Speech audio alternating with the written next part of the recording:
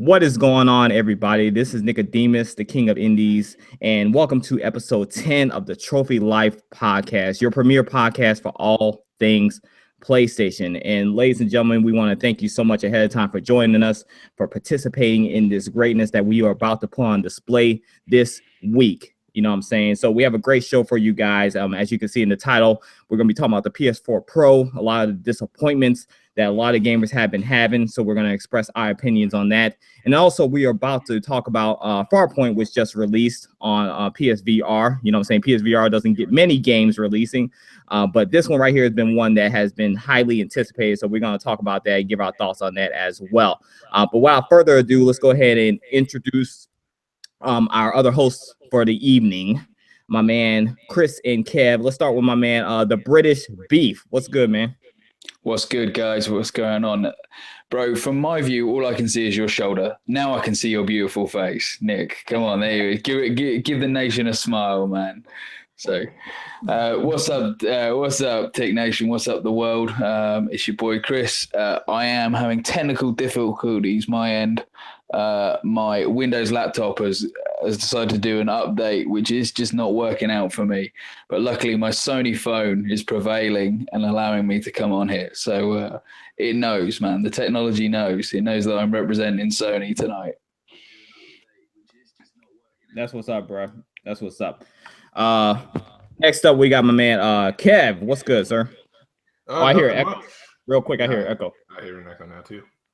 Mute whatever you got going on over there. Mute it.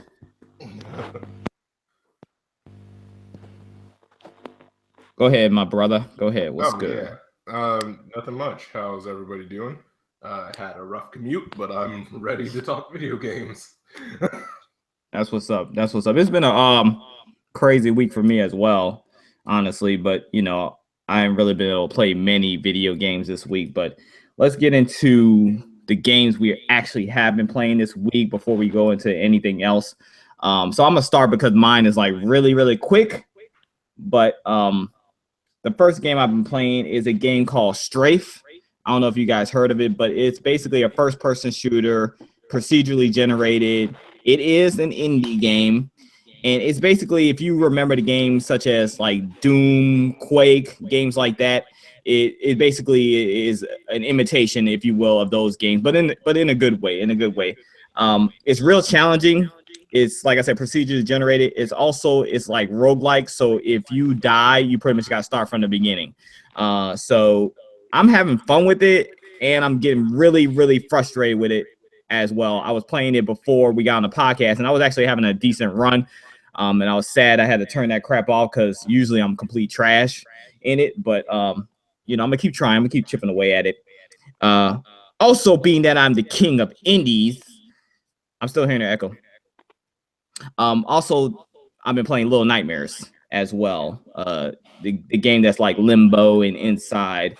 But I'm really starting to like it. Really starting to dig it. At first, I wasn't too sure about it. It's like $20, and I was like, man, this game might not have been worth my purchase. But I'm starting to really dig it. So that's really all I've been playing, honestly, man. It's been a rough week. I haven't felt like much of a gamer at all, honestly. What y'all been playing, bro? And anybody can go. So go, Kev. I've been playing a little bit of Mass Effect here and there, multiplayer more so, and I've also gotten back into my addiction of Destiny slowly but surely. So I've been playing a lot of Destiny as of late. Well, not a lot, but here and there. It's starting to ramp up again. Especially with this Destiny 2 gameplay reveal on Thursday. So, yeah. Destiny, it. Huh?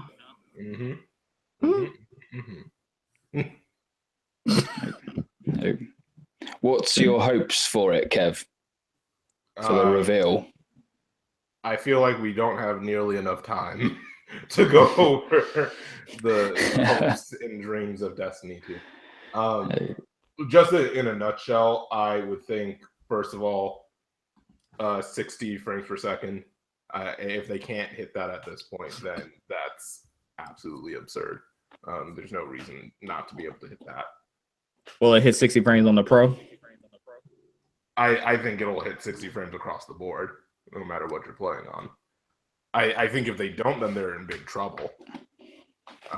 So do you think they'll sacrifice the graphics for the frames per second? I don't think they will, but that's also because we also have to remember Destiny 1 was being built on last-gen consoles as well, so it had to run equally on both. And now they don't have that limitation of the Xbox 360 and the PlayStation 3 to worry about during development. So one would hope that without those limitations, and now they have a better understanding of the dev tools that they're using, that they would be able to pull off a more polished game overall. That's what's up. What you been playing, Chris? I've been playing a little bit more of Horizon. I've been just completed the Late Shift, the game, which is a little bit like a Telltale game, but a live action movie. It's really interesting. It's kind of the future of films, which is a really interesting concept. That you watch the film and then it gives you options of what can happen next. And the clever thing about it is that it has you'll have a scene and you'll be deciding which decision you're going to make, and the live action still kind of carries on, and the person will be like, what's wrong with you? What are you just standing there like that? So it's really clever. It's a clever idea, but I don't think the execution was too good. The story's a bit weak, but I think it bodes well for the future with them. So as for what else I've been playing, let me think. Had another little go at the Prey demo after we spoke last time about it. I'm still not convinced. Did any of you guys pick it up? Hell no. Kev, you were championing it. Did you pick it up? I did not pick it up, but again, I would still champion that game in terms of what it's trying to do and what it's trying to accomplish. I think now that it's out there, also some interesting pieces out there to read and to watch about Prey overall and what it's trying to do as a narrative-driven story. But yeah, I also went back to the Prey demo after we talked about it, and I have no changed thoughts. Like, I still think the premise of the game is great. I think that there's a lot of creative stuff, especially the fun email entries that you can read and things like that. But there's just something about the movement that just reminds me too much of Dishonored, and I really didn't like that. Yep, that's my problem with it. And that was over the biggest reason why I chose not to even consider picking it up, as much as I want to get into that story. I heard it was the demo really that was the slow, and in the actual game they'd patched it so it's a little bit better. So the movement feels a bit more fluid and a bit faster. So would that change your mind on it, Nick? Oh, go ahead, Nick. Oh no, I'm good, fam. Go ahead. No, it would depend on what they mean by making it more fluid, because at the end of the day, if it's more fluid, like you're saying, it's closer to Dishonored 2 or Dishonored 1 in terms of fluidity, where that was fluid movement, but the movement was still off for me. And I think it's because of how they want the characters to move. And if it's smooth like that, then I still want nothing to do with it. If I can go in there like I would and play like I would Skyrim, for instance, that would be a different story. But yeah, I don't think, if it's anything still playing close to Dishonored, then I want no part of it. Pass. Man down on that. What else you been playing, bro? Resident Evil 7. I have been playing the first hour or so of that, and it's fantastic. In VR? No, I haven't got the balls to do that yet, but I will do. I promise. I will promise by next week I will man up and play it in VR. So I am happy to admit that my stones are not big enough to play it in VR yet. But I mean, I tell you, even playing it normally, it's a beautiful looking game on the Pro. But it's scary enough without the VR. It's so intense. It's really good. I recommend what I've played so far of it. I ain't playing it with VR or without. I ain't playing it, period. Nah. Anything else? That's it, man. All right, that's what's up. So some of you may be wondering why I'm showing my face on camera. I have not shown my face on camera since the Writer's Block podcast, if you guys remember that. But we've been getting like so many, like countless emails from females in the gaming community and stuff like that, just requesting that I show my face again. So, you know, I could no longer avoid it. I could no longer hide it and deny these females what they wanted. You know what I'm saying? So I'm here on camera for you ladies. You know what I'm saying? I'm back once again just to, you know, show you ladies, you know, what a real man is made of. You know what I'm saying? So yeah, I'm giving y'all what you want. You know what I'm saying? So that's why I'm back on camera. So hopefully, you know, y'all appreciate that. Don't expect this all the time because, you know what I'm saying, all this sweetness, it's gonna give you a cavity if it's too much of it. So I can't give y'all all this goodness all the damn time. You know what I'm saying? So damn. You know, so just every now and then I'm gonna do this for y'all ladies. So yeah. So let's move on. Are you blushing, man? Are you blushing? No, look at you. I'm just flattered, you know. I'm flattered that the women in this community and, you know, the women out there just really want to see a light-skinned brother. You know, so I thought we was out of style, but apparently we're not. Apparently we're still in style. So it's all good. It's all good. I respect that. So let's get into the, you know what I'm saying, back to gaming, I guess. The PlayStation games that have actually released this week. So we got some pretty good PlayStation games, and you know, a lot of these games they are multi-plat as well. So you know what I'm saying, they're on Xbox One as well. So I'm gonna skip sharing the screen this week if you guys don't mind. You know what I'm saying, my people out there, I know you like that, you know, that we share the screen and stuff, but we're gonna skip it this week because there's quite a few games that have released. So the first one is Injustice 2, a big, huge game that a lot of people have been looking forward to, myself included. It's not a day one purchase for me, but definitely something that, you know, I have been looking forward to. You know, I may get it later down the line. So any of you guys picking up Injustice 2 or interested in it? Yeah, I think it looks cool. I like the loot mechanic that they've added into the game. Microtransactions? No, I don't think there are microtransactions. I think it's specifically like loot drops like you would get in Destiny, where after certain fights you get more, like maybe it's a piece of armor for your shoulders or your chest or your legs, and as you continue to play, it raises the power level of that character that you're using. So like you'll get an armor set that increases your defense overall, or your special attack. That gets a boost, things like that. Okay, not bad. I like that. Okay. Does that apply to like online as well, Kev? Yeah, it applies online. I think they did that mainly to, you know, feed into that longevity mechanic that loot games have, where you're consistently grinding for better, bigger and better loot, and to complete certain armor sets. So I think it's literally there to help keep a player base motivated to keep playing. Okay. Yeah, like that Destiny effect. Yeah, I can see why. I played the death out of the first Injustice. I really enjoyed the story mode. Yeah, I did too. Yeah, I think that just comes from the love of the Mortal Kombat stories, where they're completely bananas, but a lot of fun. But I like the way they kind of stuck with like the evil Superman, and they did it. Spoiler alert for people who haven't played it. And the whole thing with the Joker and Lois Lane, and I like the way they took that from the comics and put it into the game. Yeah, I love that storyline. Yeah, it's a good one, cracking one. But I'm not sure I'm going to pick this up. I don't know, something.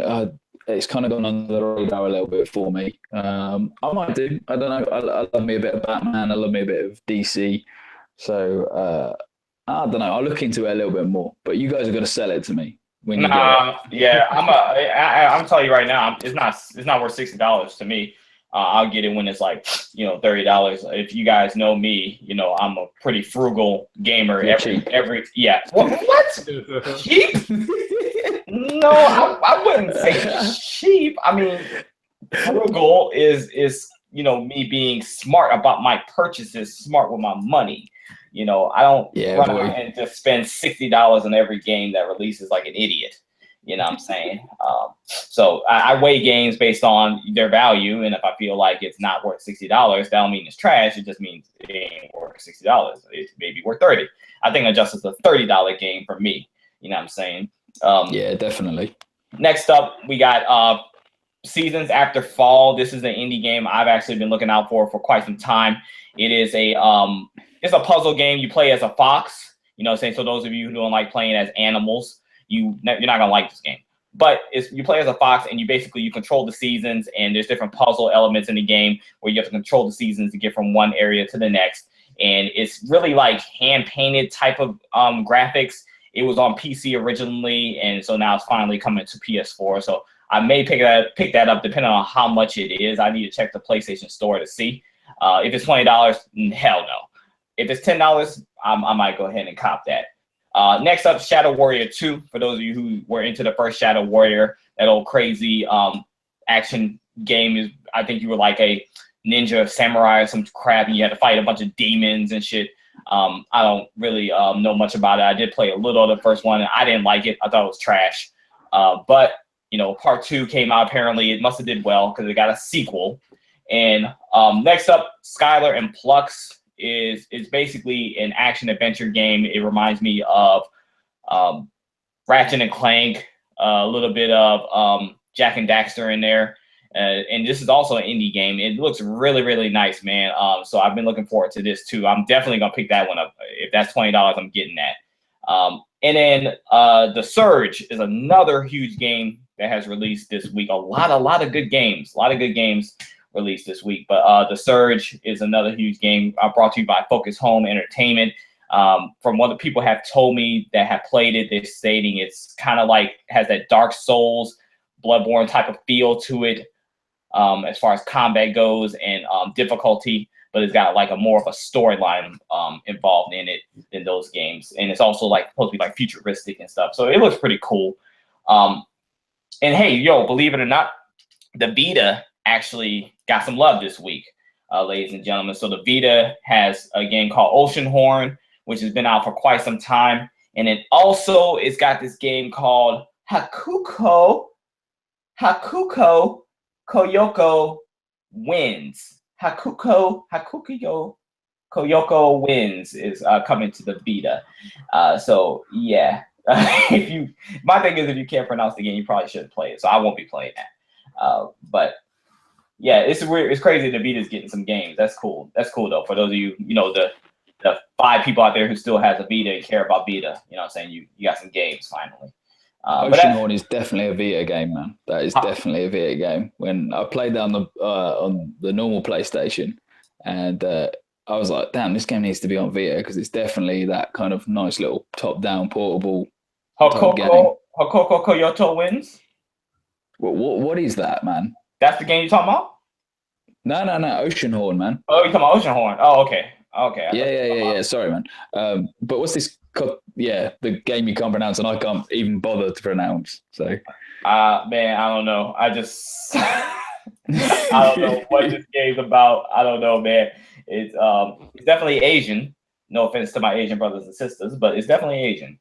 But yeah, Vita's getting some love. So yeah, a lot of good games for you guys to check out this week if you feel like you need some games to buy and stuff. Plenty to buy on PlayStation. And majorities are also on Xbox. one as well. I don't think any of these are a Nintendo Switch, so y'all can just keep playing Zelda and Mario Kart because that's all you got. All right, so next up, Fine, I will continue to play Mario Kart. It's so good. Yeah, I heard it was real addictive. I just like giving people a hard time. I heard it was really addictive, and I'm a huge Mario Kart fan myself, so you know I'm a little salty that I don't have a Switch to play it. You know what I'm saying? But that's really the only game that interests me on the Switch. Zelda, y'all can keep that crap. I have no desire to play Zelda whatsoever. But the Mario Kart got me. Huh? You shouldn't play Oceanhorn then. Oh, I'm not. I've been knowing about Oceanhorn for a while, and I looked at it. I'm not feeling that either. It's like Zelda. I've seen it. Yeah, it's like old school Zelda. Yeah, I ain't feeling. I'm feeling none of that, fam. So I'm gonna let my man Chris take over because I want to talk about Farpoint. So Farpoint is just released today, correct, Chris? Yes, mate. I believe it has. Definitely in the States. So in the UK, I think it's probably be Friday. Okay. So Farpoint, for those who don't know, is a PSVR first-person shooter. It's one that a lot of people have been looking forward to. The graphics look absolutely amazing. It's supposed to be the PSVR killer app. And so, you know, I want to talk about this game because, you know, PSVR hasn't really been hitting on much, honestly, in my humble yet often correct opinion. And so this game right here has the potential to, you know, bring VR back from their grave, bring attention to PSVR once again. So I want to get you guys' thoughts on the game and just its potential in general. So we're going to start with the expert of VR himself, the British Beat. What do you think, man? What are your thoughts on Farpoint? I think it looks really good. I think you hit the nail on the head. I think it is trying to be a big seller for VR. The only problem that I've got with it is that it's another bit of plastic to add to it, man. They should have got it so you can use the Move controllers or something along those lines. For me, it's the big off-put that I have to go and get myself another bit of plastic to add to already the multiple bits of plastic that I already have for the PSVR. But it looks really good. But time will tell. We shall see. So looking forward to the reviews. Yeah, are the reviews out yet? They should be out, or unless they embargoed it until like today. I'm not sure, actually. I haven't seen anything. I've seen the ones for the Surge, but I haven't seen anything on Farpoint yet. But I haven't checked in the last couple of hours. That's worrisome when you don't have the reviews out the day before. That's a little worrisome. But, you know, I guess. So when are you going to get it? You're really picking this up, right? Yeah, I'll have a little look at how much the pack is. I've got my birthday coming up at the end of the month, so hopefully some nice relative or nice friend will buy it for me. So that's what I'm hoping for. But like I said, I've got to see how much the whole package is because I doubt that the gun accessory is cheap to go with it like that. So it's probably going to be what would be a $60 game for you, and then probably adding another. It'd probably be close to $100, probably $90 for you guys. I don't know how much that is for you guys, but if you break that into pounds, that's quite a bit for us. So we're probably looking £50 for the game and probably £30. So we're looking kind of £80-90, which I'm not into it that much. I've got to be honest with you. There are lots of other games that I want to pick up before that. So the gun's not included with the game? You got to buy the gun separately? So the game's $60 and then you got to pay another, $60 for the gun? Like, how does that work? I guess that's kind of pretty much the setup. That's how it's been with other things that they've had. We usually get the profit things like Guitar Hero. Things that you normally pay a little bit extra for the bit of plastic. So I don't know if it's good like that. So I'm looking it up right now. I'm looking at GameStop just for context. It may be different elsewhere. But they have the Farpoint VR game with aim controller bundle for $80, $79.99. and it looks like it does come bundled together. You're just paying a marked up price, but it seems like, at least for us, it's $20 more than what we would traditionally pay. So $20 for the little gun. Yeah, that's what it seems like. That's not the end of the world, is it? Really? No. That's not bad. I mean, yeah, it's not bad as long as that crap works. You know what I'm saying? Can you use the controller in place of the gun, or do you have to have the gun with this game? I think that's the point of the game, really, is to have the gun. It's like when you play, like, there's like the London Heist game where you use the two move controllers as basically two guns. You can play the London Heist game with the just standard controller, though. Oh, I didn't know that. That's how I play it. Okay. I'll tell you what, though, it's so much more fun with the move controllers. Like I can imagine, like, with the controller, and then without, like, the move controller, you know, you've got the two individual sticks, so you can do that. So I can imagine playing this game maybe with the controller. Just, it would be good, but I don't know. It'd be interesting to see, because it might be where they want to take, you know, like, they might do that with, like, say, like, they might put an add-on to Call of Duty, and maybe, I think Battlefront as well has got some VR support, so they might do something like that with it as well. So it'd be interesting to see where they take the idea of Farpoint as well as the actual game. Yeah, I hope you can play with the controller. I hope it's like an option. I hope you don't have to play with that damn what's it called, VR aim controller. I hope you ain't gotta play with that crap. Yeah. Go ahead, man. So I'm looking here again. It looks like you're able to use the DualShock 4 on it as well. I would imagine that they did that more so for accessibility reasons. Like, if somebody is not able-bodied but still wants to be able to play the game and they can't use the traditional aim controllers, then they would have to have DualShock support to support that. But it seems like you should be able to do that if you do want to play with a DualShock. Okay. That's much better for me.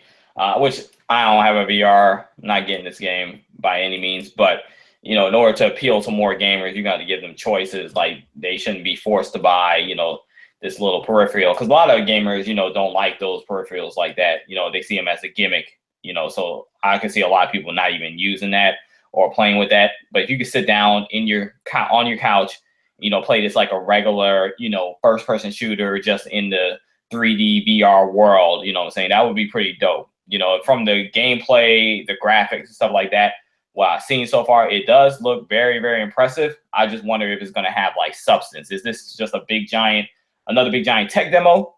You know what I'm saying? Kind of like the Heist. Or is this going to be like a full-on, you know, campaign? Does it have multiplayer? Is it going to be like replayability? Like, are they really shooting for the stars with this thing, or is this like a huge tech demo? Because that's what I think a lot of problems with the VR games are. You know, they don't really have much substance. Just the ones that I've tried, you know, just based on, you know, the few that I've tried, they don't have much substance. So, do y'all think this is like going to be that game? You know what I'm saying? That's really going to be a real full-on game that's going to give people like a real idea of what VR is capable of. I think the experiences they've got at the moment, I know what you're saying about them being tech demos for them not being very long, but personally, I can't be in the headset for very long. So 2 hours in a headset for me feels like a lifetime. I think the replayability is a good point, Nick. I think if you can do a section and then redo it and it's a little bit different and so on, I think that will be much better than trying just to do like an 8-9 hour campaign, because people will try and do it in one go and they're going to get a lot of ill people trying to do that. Yeah, I can see that. But I'll be interested to see what they do with it. I think the technology of what they're trying to do with the first-person shooter, I hope, like I said earlier, I hope people like Call of Duty and Battlefront as well, they run with that idea as well. You can imagine, you know, that would be pretty sick if they could do something with it like that.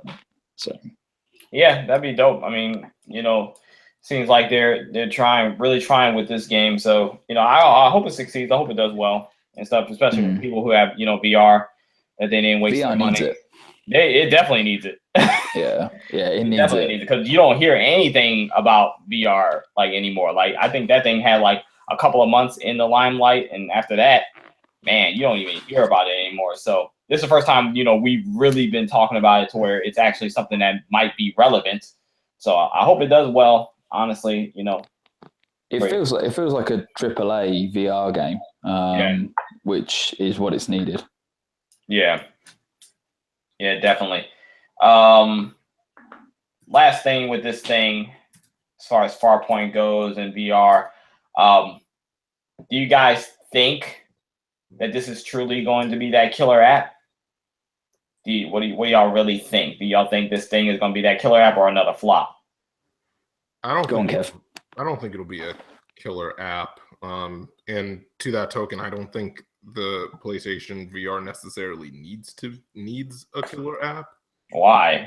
I don't think it needs to be as big of a critical success in order for Sony to derive value from it. I totally understand putting money into a product and wanting it to do well and yield results. I think they're happy with the results that they've gotten so far, especially because the PlayStation VR has been so difficult to get a hold of for many consumers as well. So I don't necessarily think it needs to be. I don't think that PlayStation VR itself needs a crazy killer app. I think that only helps it, and I hope that it can be a killer app for the PlayStation VR, but I don't think it necessarily needs it. I just think that when somebody goes and buys a PlayStation VR, they need to go in with the understanding that you're not getting this crazy machine that you're going to be playing on 24/7 like you would your traditional PlayStation. That's just not what the product is yet. Yeah, that's true. And going in with that knowledge, you should be able to make an informed decision about that. Now, if people are salty about it, then you just didn't do your research. But would it be great for it to be a killer app? Sure. Is it needed before Sony puts out their next iteration or derives whatever information they got from the PlayStation VR and put that into implementation in their next product? I hope that that's what they do and they get the info that they need. I hear you on that. I'm gonna let Chris. What do you think, man? Oh, I think Kev's hit the nail on the head there. You agree with that? You agree with that malarkey? Yeah, I really do. I really, really do. I went into VR knowing that it was going to be a group of experiences. I just knew that they haven't got the tech yet. Like Kev said, you got to do your research before you jump into it. And I enjoy it for that. I like the short experiences that it gives me. I like being able to swap out the headset with my friends where they're playing for 10, 15 minutes, and then you can go, oh, you need to try this and swap it over and so on. That's the experience I bought VR for. So for me, a killer app, I was hoping that, remember Robinson the Journey? I was hoping that was going to be the one for it, the first one. I thought so too. But that went a little bit tits up, shall we say. So that was a shame for me. But Farpoint, I think it'll be good. Like I said, I just think of the tech. I think it's new and innovative, and I think if it can start kind of swaying the bigger, better companies into trying something different and fun with it, I think if you can do that, I think they're laughing, because I think a lot of people will kind of look at first-person shooters and go, yeah, that's what VR should be made for. I'm still hoping for a virtual cop. Man, I want a virtual cop VR game. Man, I would kill for that. That would be amazing. So let's address the elephant in the room. Did you just say that game with tits up? The elephant in the room. Yes, I did. Yes, I did. I did say that. So, oh man. Oh my gosh, I've never heard that before. You can have that. You can have that, man. That is where I'm gonna use that at work. I'm gonna use that at work when I'm in a meeting at work that's boring and it has no value. I'm gonna be like, man, I'm gonna just be like, man, this meeting's going tits up. Like, Man, you got to use it. You got to use it in the sense that, like, if everything's going wrong with the meeting, so if it's all going completely wrong, it's all going tits up. There you go. Going tits up. Yeah, there you go. That's yours, man. You can have that. Man, us British people will send it across to you, my friend. You can use it. I love it. Oh my gosh, I didn't heard it all. All right, that's what's up. So yeah, VR, my personal opinion, has gone tits up. It's time to return your VR headsets, ladies and gentlemen, because there's nothing cool about VR. All right, I'm playing. Let's move on. Well, before we move on, before I get in trouble, man, go ahead. I want to give a quick shout out to Hector Soto. Yo, what up, Hector? A $2 donation, so thank you very much. We appreciate it. Let me tell you guys something about Hector. Hector is always supporting, us, the inner circle. And let me tell you also something about Hector. Hector is a real gamer because Hector doesn't necessarily agree with everything we say or I say in particular, but at the end of the day, the man is very respectful, and he definitely supports, gaming, and we do appreciate that, Hector. So shout out to you and shout out to everybody who understands the rules of this shit. Gaming first, personal beef and all that garbage last. All right. So also, let's move on to our next topic if you guys are ready. We want to talk about the PS4 Pro, ladies and gentlemen. Let us know what you think in the comments and also in the chat as well as we talk about this. But the PS4 Pro right now is getting a lot of flack. Because a lot of the games are not having the support that everybody was expecting, like the PS4 Pro enhancements. So currently there's about, and I counted them, I literally counted them. There's about 80 games since the PS4 Pro has been released that actually support like the PS4 Pro enhancements, whether that's higher frames per second, whether that's higher resolution, dynamic range, HDR, whatever the case may be, native 4K, whether it's boost mode, whatever. There's been only like 80 games so far that have actually supply that. The rest of the games have not. And so a lot of people have been upset, up in arms about it and stuff like that. And, PlayStation fans, just gaming fans alike.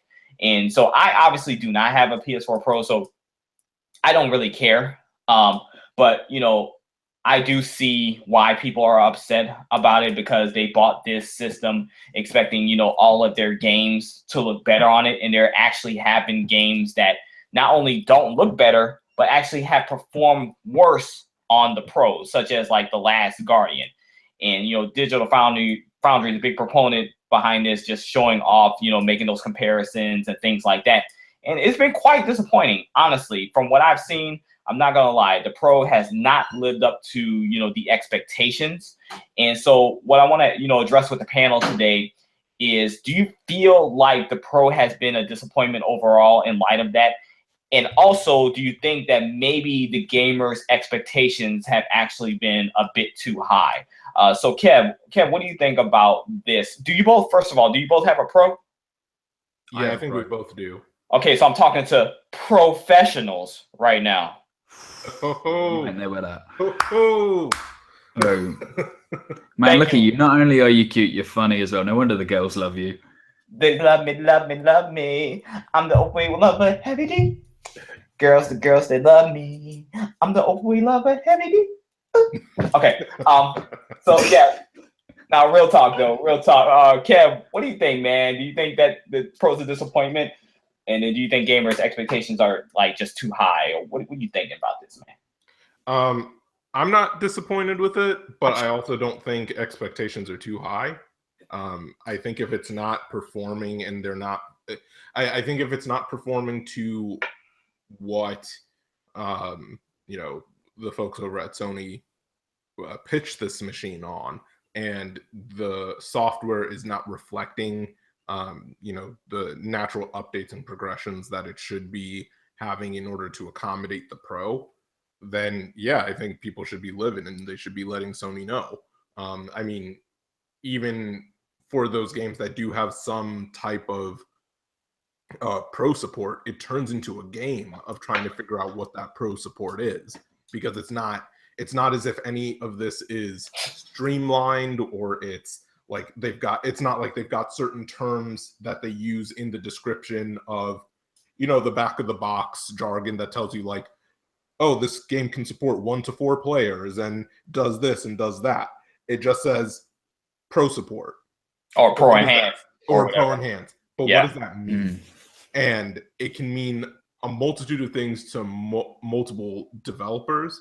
And when they don't make that explicitly clear, like saying, oh, this is just getting boost mode support, or this is getting support for 4K, or this is getting, you know, whatever the upgrade may be. If they're not clear about that, that's a problem, especially when your marketing for this whole thing was a bit of a mess to begin with. I mean, again, going back to that presentation last year with Mark Cerny just droning on and on about teraflops. I mean, that was a wreck of a presentation. And that's where, you know, going back to past shows, we've talked about Sony rearing like PlayStation 3 Sony's head here and there. Like, that was a clear example of that. And this is another gaffe, another error on their end, where they're not being explicitly clear about what the pro updates are. I mean, even game journalists have to go through and go back to the developer and say, hey, what's going on here? What is the enhancement? And maybe isn't that the developers? Can't that be looked at like the developer's fault though? No, I agree. I do think that's solely on I think that's on the developer, and I think it's on Sony. Because if you're going to start with a mid-cycle refresh, this is something that, while it has happened on past consoles, this is a new concept again in the modern era of consoles, of a hardware refresh to this capacity. So if you're not there to spearhead what guidelines should be put in place, how do you expect the developers to then follow suit and actually listen? That's a good point. That is a good point. That's a good point, like they say in New Orleans. That's a good point. Nah, all right. Chris, what do you think, man, before I speak on this again? I think, once again, Kev's on fire tonight. Kev is the smart one, man. And he's on fire. He's on fire, man, because literally everything I've got noted down, he's just said, man. He's in there, man. He's stealing my thunder. Kev cheating on the test. He's cheating on the test, man. No, I would definitely. I would copy Kev, so I'd be cheating on the test. Yeah, I ain't gonna lie, I'd be copying Kev too in class. Yeah, I'd probably just copy yours, Nick, because you copied Kev. So that's how it would be working. I can't see very well, so you may not want to do that. Back to the Pro. I mean, getting the information, it's hard work to get the information on what has been updated with it. Like, if you'll see an update pop up, and you've then got to go to the update history and then have a look. I know it's only a couple of clicks of the button, but you still got to go and hunt that down. You would think that they would start, when you start the game, it will come up and it would say, we now have X, Y, and Z available for Pro users. Just literally just like a screen just saying it. Because you go into some games and you think, what have they changed? What have they done? What's different? I mean, for me, I know HDR is available on normal PlayStation 4s. I think that's where it's at with that. I mean, the colors that they do, especially something like Horizon Zero Dawn, where you've got the metals and the lights of the machines. It's just so impressive looking. It just adds completely different to it. So I'm looking at a game thinking, wow, that's really good. And then I kind of realized that actually it's just HDR, which is available on the normal PlayStation. So I like my Pro. I bought it because I love anything to do with tech. As we all know, I bought a PSVR, so I'm a real sucker for that sort of stuff. Yeah, you're a sucker, all right. Yeah, big time. But I I like some of the options that it gives you. I mean, I've got a PC, so I like being able to swap around whether I get more frames per second or a bit more graphical improvement. For me, you know, like I said, as a PC head, I enjoy that. That's part of my gaming experience for me. The Pro's really good, but would I recommend people to get one over the normal? Maybe if they've got a 4K TV. That's literally the defining trait at this point, right? It's very much so. Do you have an HD TV? If you don't, you can probably wait.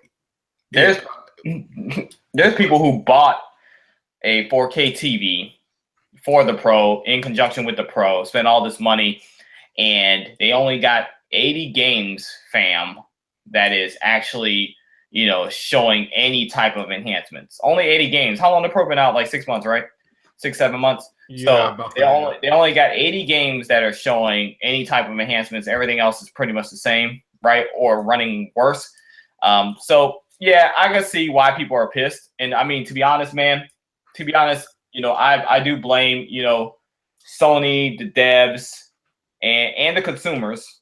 All three of y'all suckers out there. I blame all three of y'all, honestly, because on the devs part of things, you're not, you know, following the mandate as they should. On Sony's part of things, this is something very new for them, and it's been done pretty sloppy, honestly.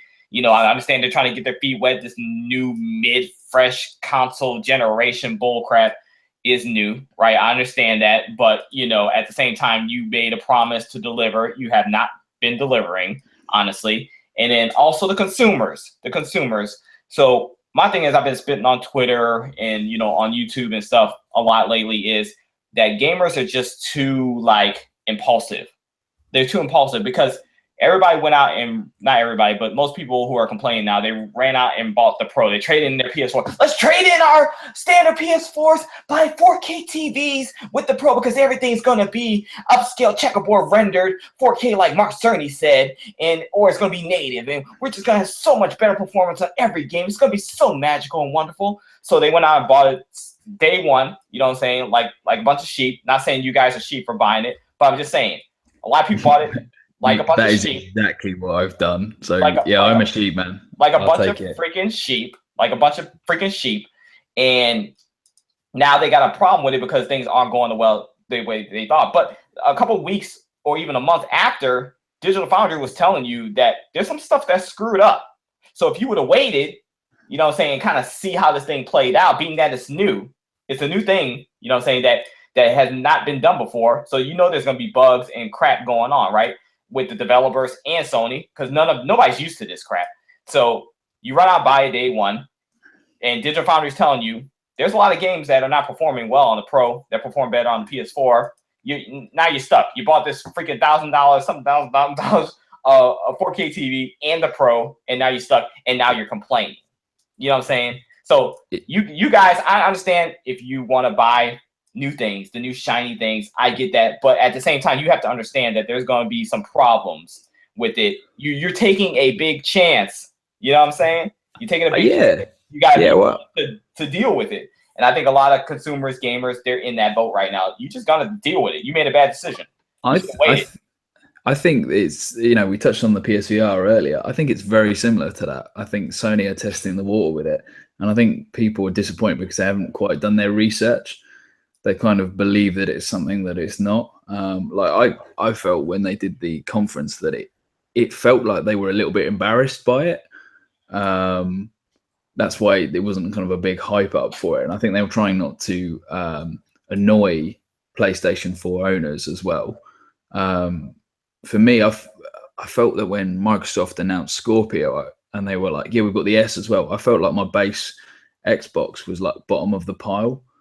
And that I needed to upgrade. But with Sony, I didn't really feel that was the case, but I did it anyway, just because that's how I am. But I think that I think they're testing the water because, you know, you love my prediction of E3. I think it's coming. I think that they know that this thing hasn't quite worked out. They need to inject it, but then you got the argument, well, PS4's doing so well, why bother? Yeah, that's a good argument. Good because argument. it's the argument you've got with the Pro, but they still brought that out. So it's a funny one. I think the thing with the Pro though, it wasn't designed to cause any conflict, even though it has. It's caused quite a bit of conflict. But it was designed to be, or their idea was for it to be seamless. No one, it was designed to where this was the premium product, and you would get some premium results. And really, honestly, we're not really seeing the premium results with every game like we should, honestly.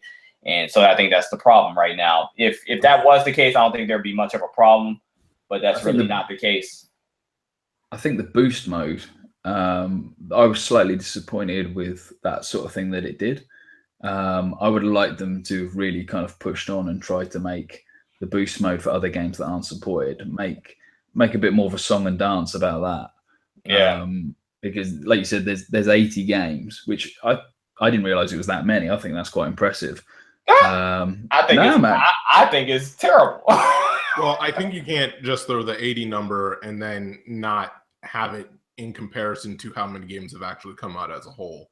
Because if you have that overall number, then that makes more of a punch, more of an impact either way, right? Yeah. If we're counting indie games as well, guys, there has been probably 300 and something games that have released in the last 6 months. If we're counting indie games too. Well, that's about the boost mode, because that would cover a lot of those bases if they could get that to work on quite a few games. Just improve like the loading times for games and things like that, which I know some of them have. That boost mode is uncontrolled and not really. It's just sporadic. It's not reliable. I mean, they should have put it world mode or something like that. Yeah, some games that do really well with, some games that could jack your game up. That boost mode is just iffy. I just think they need to kind of like rethink the Pro, stabilize some things, get some things in order with that thing. Honestly, I think it's a good idea and everything. Don't get me wrong, but I just don't think it's been done right, honestly. And I'm just so glad I didn't spend buku money on no 4K TV for that thing. Something told me, man. I was like, I'm just gonna wait. I'm just gonna chill with my PlayStation 4. I'm glad I did, because my PlayStation 4 has been, the regular one has been good enough. I've got the day one PS4, everybody. I got the day one PS4. Runs like a dream. Yes, it's loud as hell. Yes, it sounds like a jet taking off every time I play it. Yes, it does. Yes, it's embarrassing when I live stream. Yes, it's embarrassing when I do videos and I'm trying to do commentary. You hear it in the background. Sure. But that's why God created noise cancellation on Adobe Premiere. Okay. So it's all good.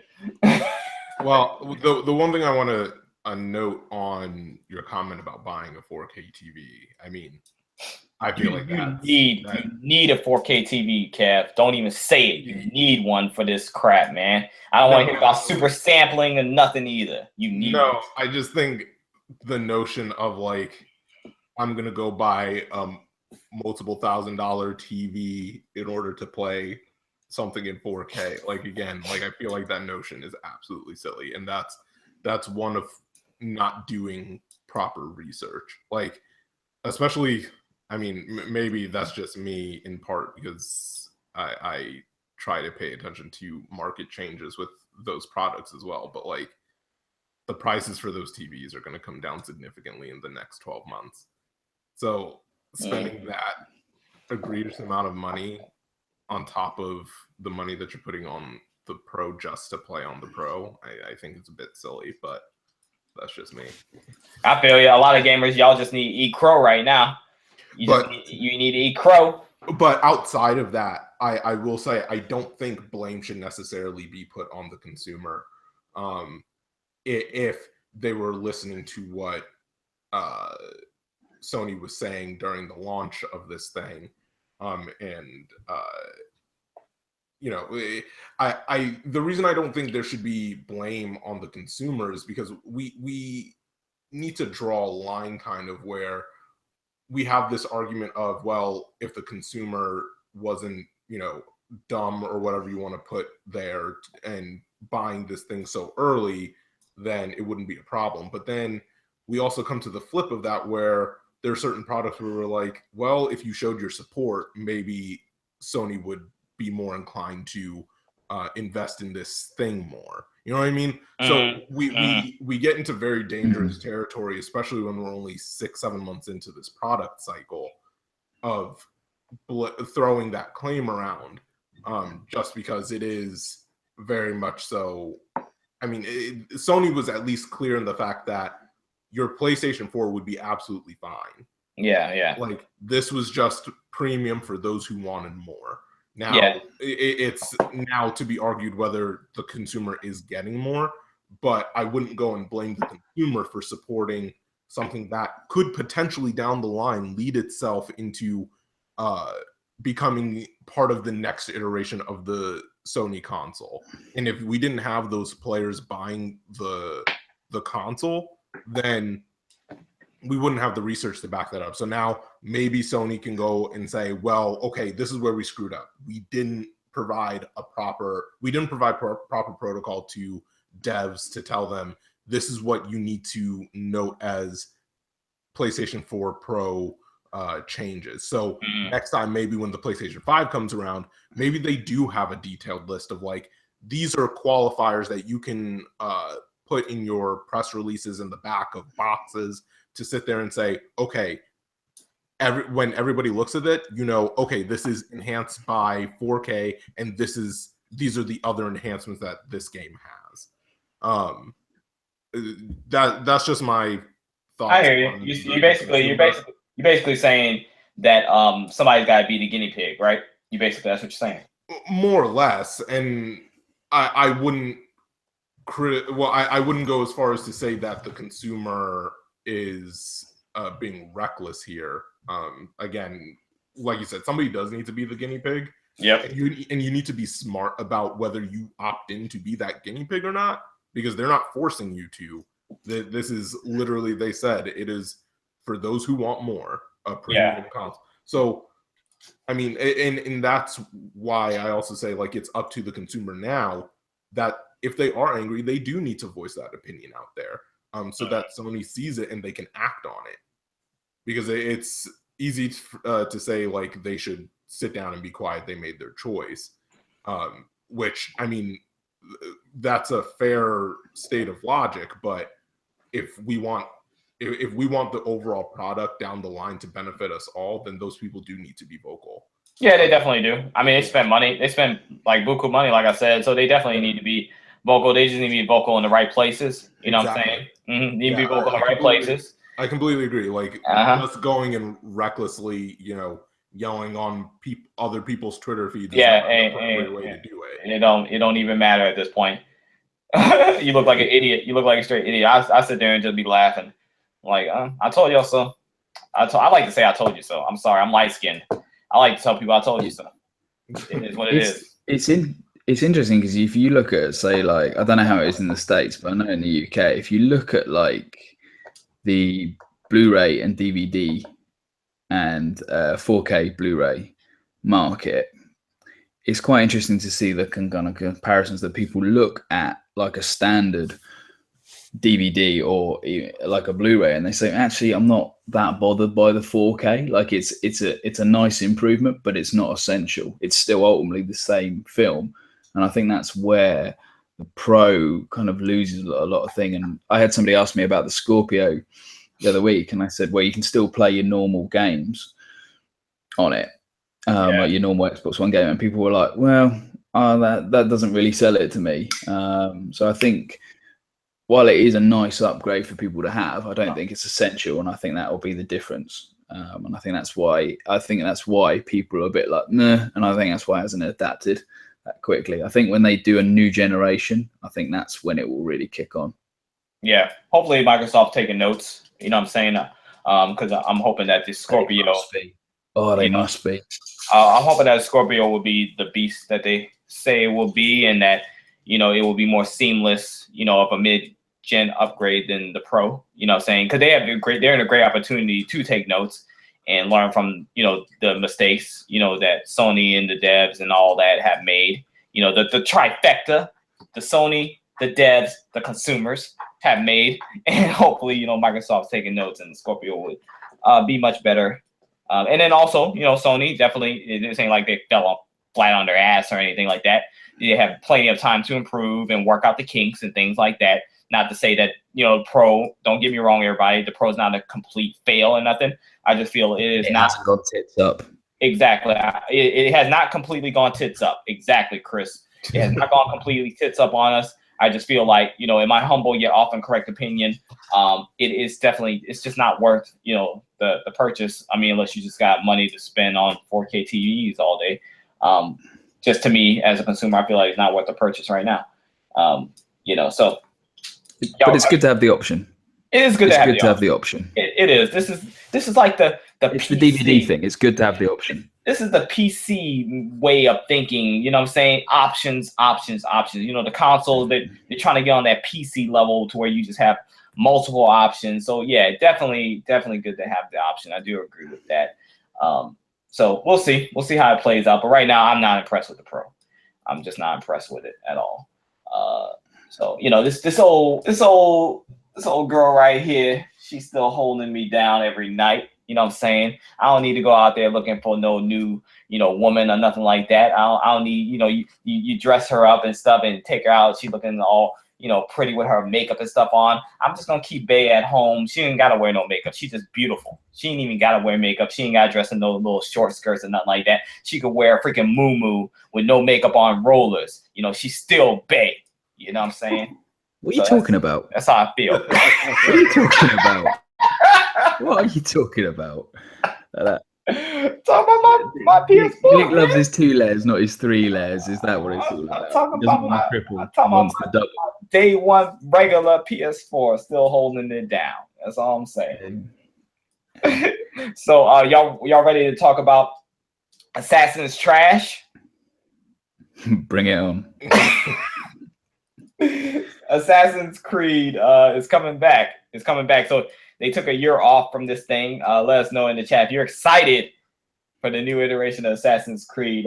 But basically, I think the new one is called Assassin's Creed Origin and Empire or Origin.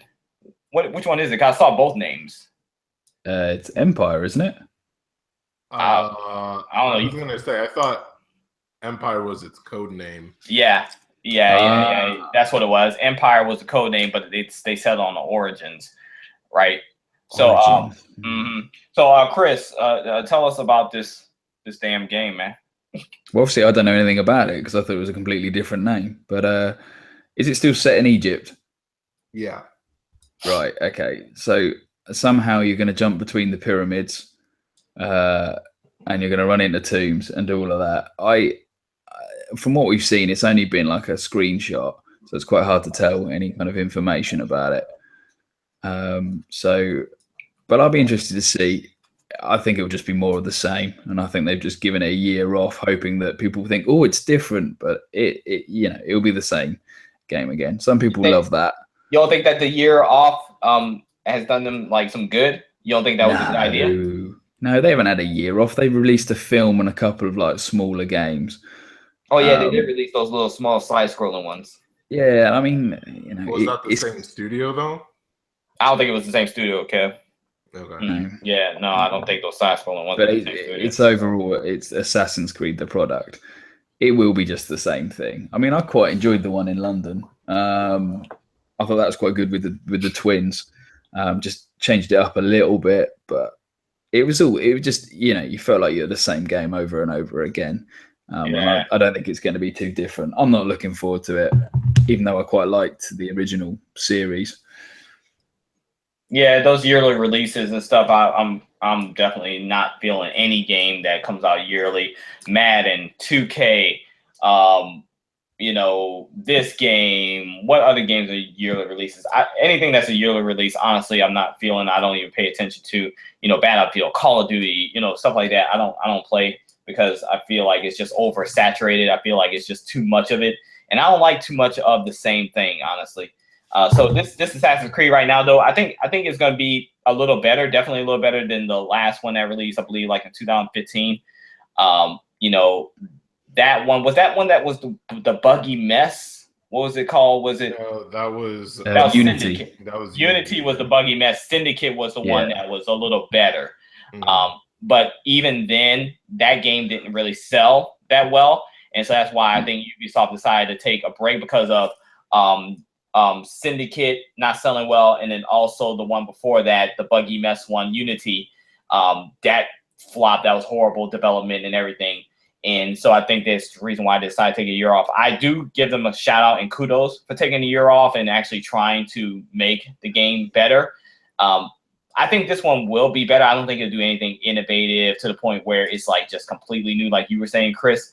But they said they were going to add some things like dialogue options, which would be new to Assassin's Creed. So I'm interested to see how that play out.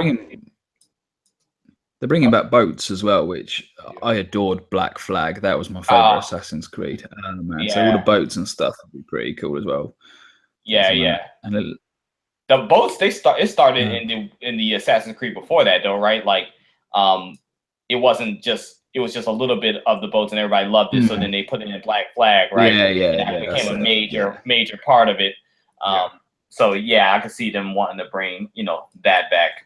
Because that was actually pretty fun.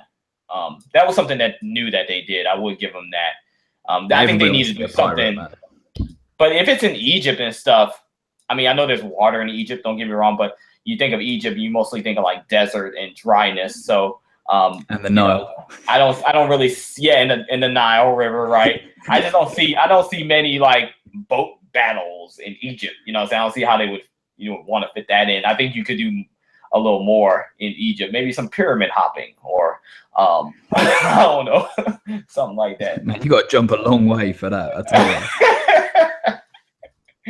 I don't know. I think they just need to kick it up a notch if they want to keep people interested and stuff. I also heard you're gonna play as an ex-slave, so I also hope that they are being like true as far as ethnicity goes. I hope they're being true. I hope we don't have don't hate me, no white man, what I'm saying, running around Egypt and he was a slave and all this stuff. I hope it's Jewish, Hebrew, what I'm saying, if they're doing it like back in the day, I hope it's Jewish, Hebrew, black, that they will stay true to that, and I heard this guy, he doesn't really talk much and stuff, so I think they're trying to do something really cool with the story and stuff, which I do respect that dialogue options, and you're an ex-slave and you don't talk much and you're probably learning how to speak well and all that stuff. So it might be all right. I'm not gonna buy it, but it might be all right. Any more thoughts about Assassin's Creed's comeback? Who's getting this thing day one though? Anybody?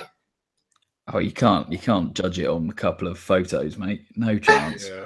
I don't think people in these gaming streets, bro. They see one photo, one trailer, day one. So I don't know. I was just seeing if y'all this type of people. I don't know. I'm just checking. I mean, like I could understand if you had a deep-seated love for the Assassin's Creed franchise as a whole, but outside of that, I don't know anybody who would get it day one just based off of what we know now. In my thoughts for it, I mean, I'm glad they took the break. They clearly needed a refresh. I mean, the fact that Syndicate was a fairly good game and sold poorly because it was still stigmatized by Unity. They really needed that break, and I commend them on taking that break instead of instead of trying the Activision Call of Duty approach of beating something to the ground day in and day out. As for the setting, I mean, I think it's a unique one. I can see the use of sea battles if you're talking about, there would have to be other countries involved in the conflicts for the story in order to justify that for the most part, because then I would assume you would be using boat combat in the Mediterranean Sea. That would only seem logical to me. Yeah, that could work. I'm sure it has something to do with some type of trade route.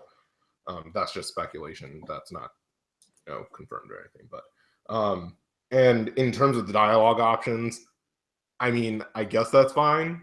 It depends on to what degree they're used, because if it's like, oh, you have the choice to choose one insult versus being silent and it has no bearing on the story, then I don't see the point in having a dialogue option, really. Yeah. Have Ubisoft done dialogue options in their games? I'm trying to rack my brains to see whether they've done that. Unless before. they did it in Watch I don't know if the Dogs chat 2, can. I don't think they did, but I don't recall any that they've really done. Don't get me lying. I think the only thing I could really think of would be one of the South Park games, but that's because of the South Park. That would probably be the only thing I can think of. I hope they rip the sound from that game. That'd be funny. Yo, shout out to the chat. My man Hector was like, he was like, you remember when Nick said that the Pro will be more powerful than the Scorpio? This man Hector been watching, us for a while, man. That was back in the writer's block days when I was doing it with Kid Smooth and Fame and stuff. But yo, yeah, I do remember that, man. Like, the PlayStation in me was like, there's no way that Sony is going to allow Microsoft to one-up them on that. So I was holding that down strong. But yeah, I was wrong. I mean, I'm wrong once every decade, you know what I'm saying? So that was the one time I was wrong in 10 years. You know what I'm saying? It won't happen for another 10 years, you know what I'm saying, unless the world's going to end. You're saying that right before E3 prediction time. You might want to. Yo, I'm ready for them E3 prediction. That's gonna be next episode, everybody. So make sure you guys, definitely tune into that, because we are gonna have those predictions at the end of this month, ready for E3. And your boy Nicodemus, the king of indies, will be in attendance at E3, and I'll be in the front row of the Microsoft press conference. I'm going to IndieCade because I'm the king of indies. And I'm gonna be really holding it down for the inner circle over there. You know what I'm saying? So yeah, I'm ready. If someone's booing in the Microsoft conference, we know it's you. You already know.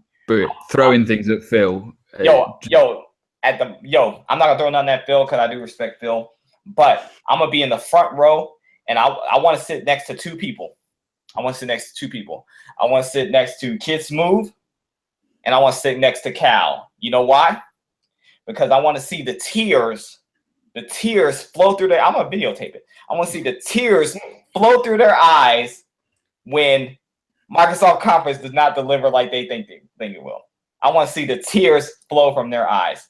I'm going to videotape it. I'm going to put it up on my YouTube channel. Yep. Yes, I am. I'm sitting right next to them suckers. I'm sitting right now. No, in fact, I'm sitting right in the middle. Sitting right in the middle of both of them. Be like this. Here's Kid Smooth's disappointment. Here's Cal's disappointment. This is me. Hey. the blue rose between the green thorns. That's him. Yeah. Yo, all jokes. I think Microsoft press conference is going to be good. You know what I'm saying? I think they have to bring it. They got to bring it. So I think it'll be good. All jokes. Please don't hit that dislike button. Please, I'm going to get fired. If we get 3 dislikes, I'm going to get fired, guys. Please don't hit it. I'm going to hit it just for you. You bastard. So before we get out of here, because we are running a little late on time, we're trying to keep it under an hour and 45 minutes this week. I wanted to read this story. I wanted to read this story to you guys because I saw it on the internet, and I want you guys to give this lady some sound advice. Okay, I want the panel to give this lady some sound advice, and I want the chat also. So basically, this lady, she wrote to this this blog. She's having problems with her child. Her child, basically, she gave him a PlayStation 4, and the kid will not stop playing it. Okay, he won't stop playing it. And so I'm gonna read the story because she's having some really hard times. All right. So she basically says this. She says, I gave my 5-year-old son a PlayStation 4 for Christmas. He has since logged countless hours on his new favorite game, The Elder Scrolls V Skyrim. I would have no problem with this, except he has played the game so much that he has mastered the made-up language. And whenever I try to talk to him about his newfound obsession, he acts like he can't even understand me. And he will only speak to me in the dragon language. Okay, he keeps running around the house. In a loincloth. He's running around the house in a loincloth, trying to pickpocket his siblings and me. That's amazing. When he is discovered, he squats. I'm sorry. It's too funny. When he is discovered, he swats at us with whatever his sword is that day. We have been paddled with spatulas, wooden spoons, empty paper towel rolls, and more. The most recent time I tried to take the system away from him, he ran into the woods and began to try to call upon dragons to help him to attack me so he can get his PlayStation back. Okay, so this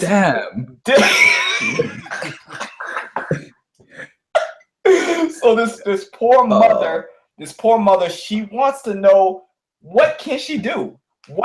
Because taking away the PlayStation ain't helping.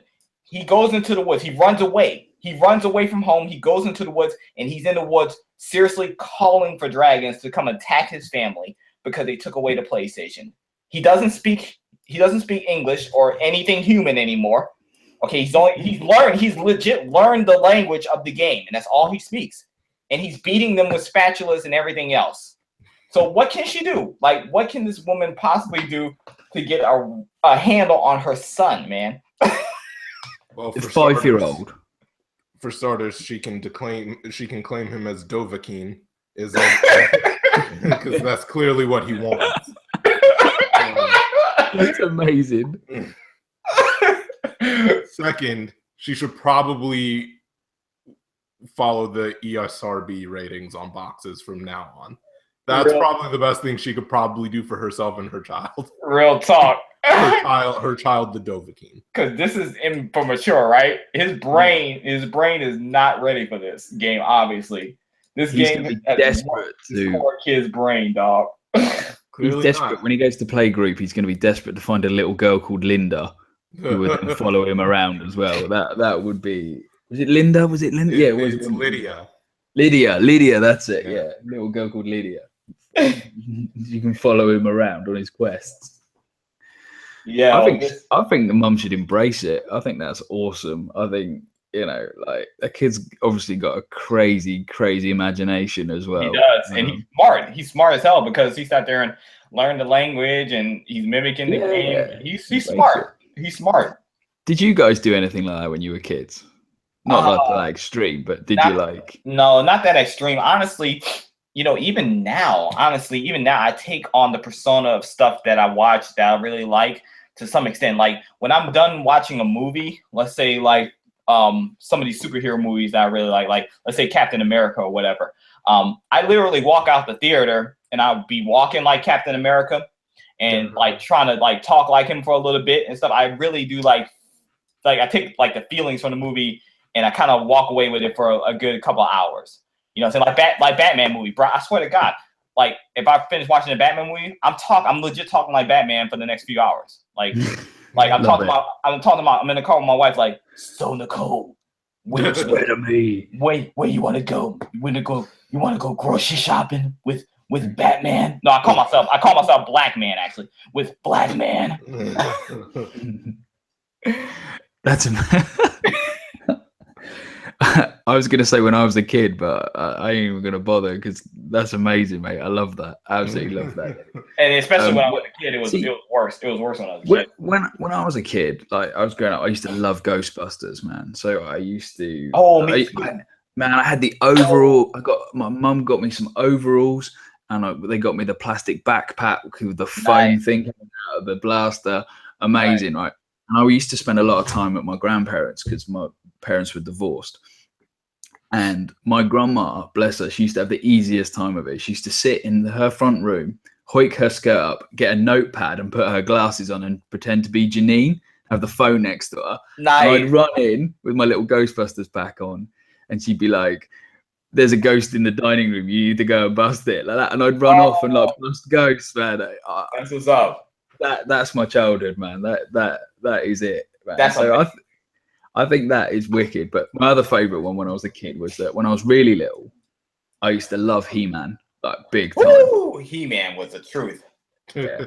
Skeletor was the baddest of the baddest ass. Nick, I will send you an advert that's going around in the UK at the moment, and it's got Skeletor in, and it's awesome. Yeah. I'll send it to you, man. It's funny. When I was a little kid, right, I used to go shopping with my mum, and I used to be in the trolley. I used to take all my clothes off until my nappy and go around shouting, "I am He-Man." And like I'd have like old ladies asking me my name, and I'd shout, "It's He-Man" at them and stuff like that. So I think this kid's mum should embrace it, man, because that's what kids are like. Yeah, I agree, man. I mean, yeah, it can be like really off-putting and disturbing, but yeah, if she does like that was your aunt that did that, you said that dressed as my grandma, man. That was your grandma. That was your grandma. Yeah. So if she did like what your grandma did and embracing and stuff and played with him and stuff, I think that would be like a very, very special, experience for him. Yeah, you know what I'm saying? For sure. Mm-hmm. That'd be dope. That's why I'm looking forward to kids, man, so I can dress up and do crazy stuff, man. Right. Brilliant. Right. Kev, you got anything like that before we go? Were you just always too smart for things like this? No, not in the slightest. My brother and I, we were and probably still are heavily influenced by anime. So when we were kids, I know that we definitely tried going Super Saiyan more than once. Running around trying to fly on Nimbus clouds and dumb stuff. Oh, yeah. Yeah, man. What else? I definitely feel like we definitely took Beyblades to a whole nother level. That was a terrible time. We would get like, I don't know if you've seen the Beyblades, but they're like they're spinning tops. That like in the anime they have like these little insignias of like different mythical creatures and whatnot that would like embody the spinning top, and you'd see like dragons and phoenixes like fighting and crap like that. So nice. We took that to a whole nother level. We tried to emulate like what they would do in the show. So like in the show, they would have like these crazy stadiums where like some would be filled with water or with like sharp objects that would like be there to slow down the spinning top.